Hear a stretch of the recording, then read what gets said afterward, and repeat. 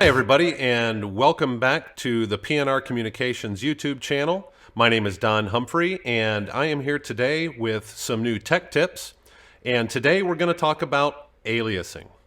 So we're going to talk about aliasing in radios specifically.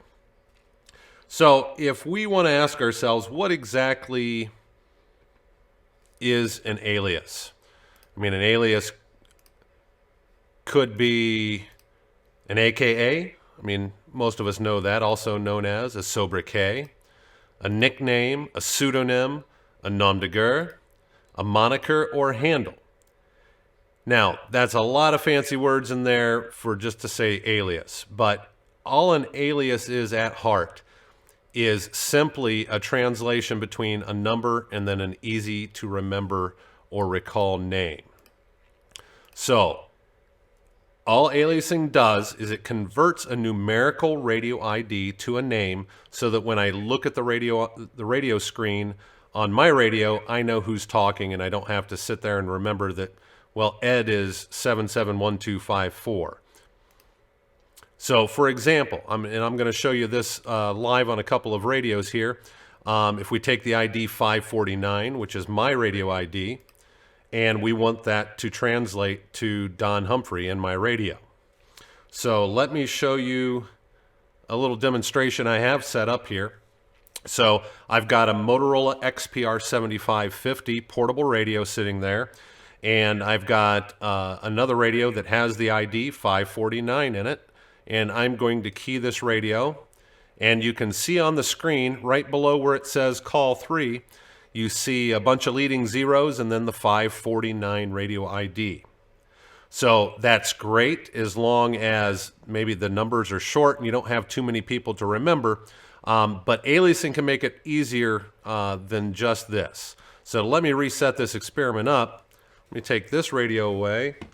We'll put another one over here that I've already aliased that 549 number in. And now when I key up, instead of saying 549, it now says Don Humphrey. So it makes it easier for me to know who's calling. We're going to talk about do's and don'ts with aliasing here in a minute. I wouldn't recommend doing proper names for people in their radio, and I'm going to show you why here in a second. So we've seen that ID translated into a name in that radio. So and I like to call that type of aliasing, I like to call it in-radio aliasing, because the translation between that number and the name actually happens inside the portable radio.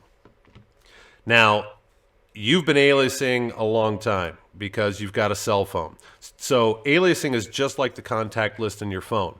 If somebody calls you that you don't know, you just get a 10-digit number that shows up on your phone screen.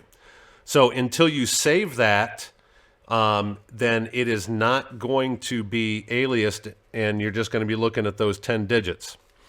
But once you add a contact or add that number to a contact, then you'll know who's calling you from that point forward. And that's all that aliasing really is. It's specific to your device, and changes, much like your cell phone, has to be programmed into every device. So just because I've added a 10-digit number to alias to John Smith in my phone doesn't mean that everybody else here at PNR has that same 10 numbers saved as John Smith in their phone. So you have to add it to each and every device. So you alias contacts all the time, so this should be a fairly easy concept for you. And we're going to move on and we're going to talk about another type of aliasing, and I like to call that one in-console aliasing.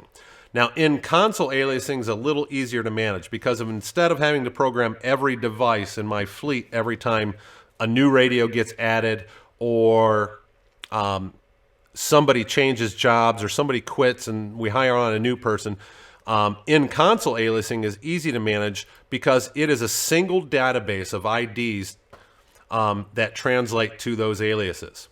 So now that doesn't help me on my screen, on my radio, but it does help a dispatcher in a dispatcher environment to where they can see who is calling in.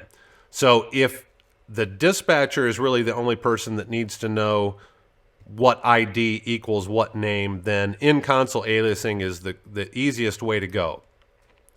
One database shared between all the dispatch consoles. So you could have a dispatch center with one dispatch console or 10 dispatch consoles. It doesn't matter. They're going to share this single database for the aliases. And it's easy to add or change entries. You go to a central place, and on Motorola consoles, they call that the CAM server, which stands for the Console Alias Manager. And in the Console Alias Manager, you can set up those tables that translates those numbers to those names.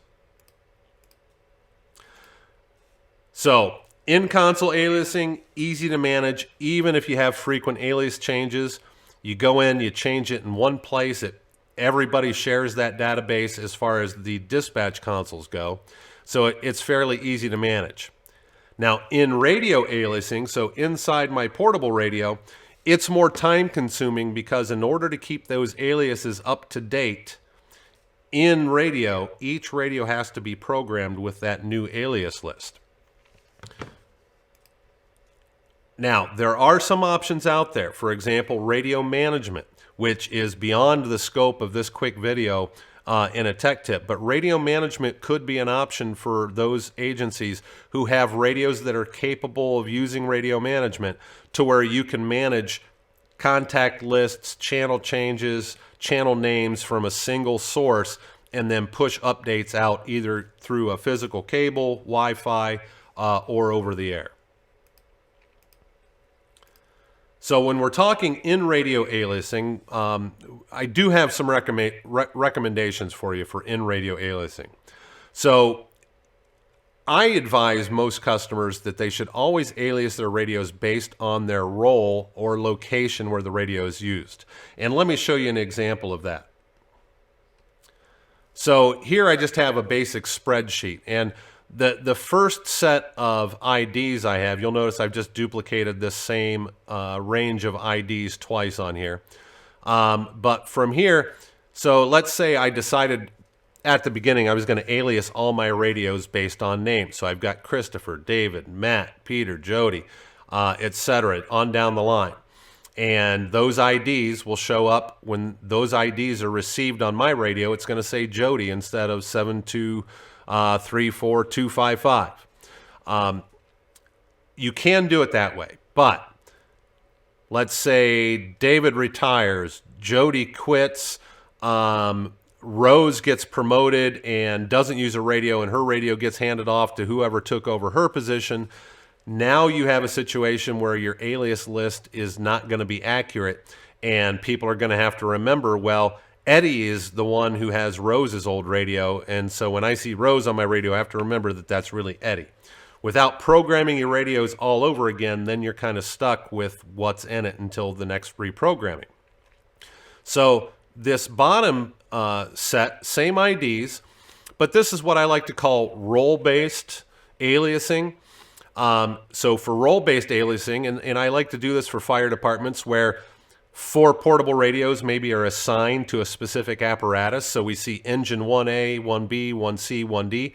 That could be 4 portable radios that it doesn't matter what the firefighter's name that sits in any of the seats that grabs the portable there. I know that if something happens, if somebody calls and I see on my console screen or I can see on my portable radio screen that that was engine 1D, I know that's a portable radio on engine 1D. And really the specific name I don't necessarily need to know. So role-based aliasing has more longevity to it, basically, than what name-based, person name-based aliasing would have. If you're going to do in-radio aliasing and you're going to use more specific names, then you should probably plan and budget for periodic reprogramming.